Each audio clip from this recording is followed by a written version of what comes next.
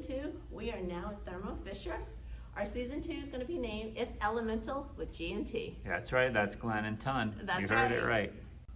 We're going to start off our first episode of season 2 talking about wavelength dispersion. Glenn, do you know what WD-XRF or wavelength dispersion is? Thanh, you know I know what WD-XRF is, but something tells me you have an interesting way of demonstrating it.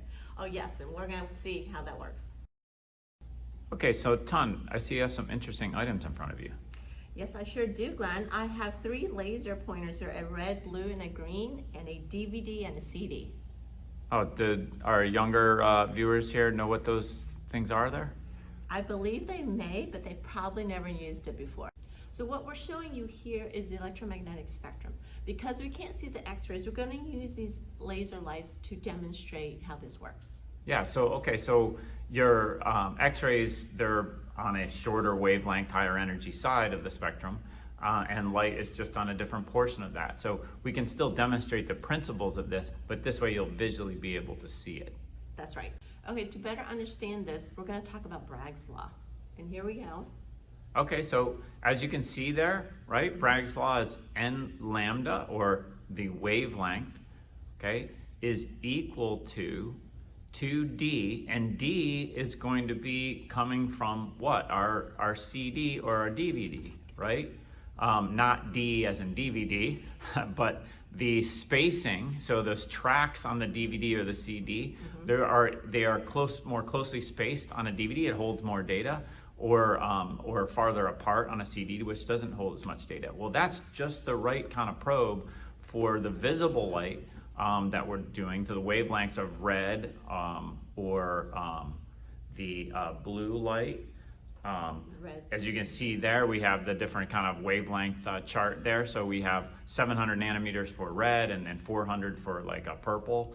And so we have lasers that match those. Well, the right size probe in terms of diffraction is going to be, or our D spacing is going to be our CD or DVD. Same kind of principle. We're in our WD system, but we're using crystals instead of CD and DVD, and we have X-rays, different wavelength.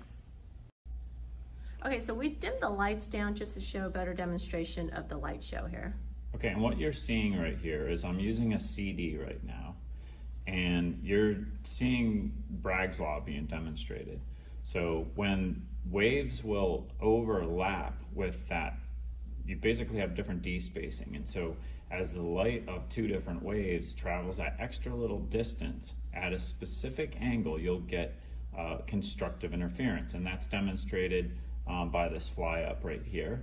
And if they don't overlap, if it's not the right angle or not the right wavelength, you don't get constructive interference, so you don't see a peak. So you're actually seeing that demonstrated right here with this red light. We're doing it on a CD, and we're using a 700 nanometer light. So if I switch that now,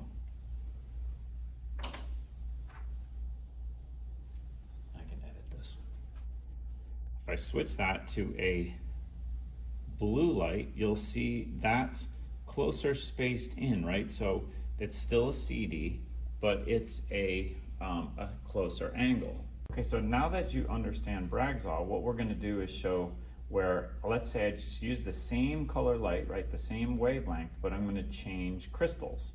Okay, that's like changing from a DVD, right, which has a smaller D spacing, to a CD that has a longer D spacing. So we're going to take the CD as like a 200 crystal, okay, and you see the spacing, so that means it's closer in, so that would be a shallower angle, okay. But if we switch to a DVD, which has a smaller D spacing, that's like going to 220 crystal, and you see it spread out farther, it has a higher angle, and that's just like what's happening in your system. So that would be changing crystals, okay, and then we've already demonstrated changing wavelength. We hope you liked our first episode of season 2 of It's Elemental With G&T.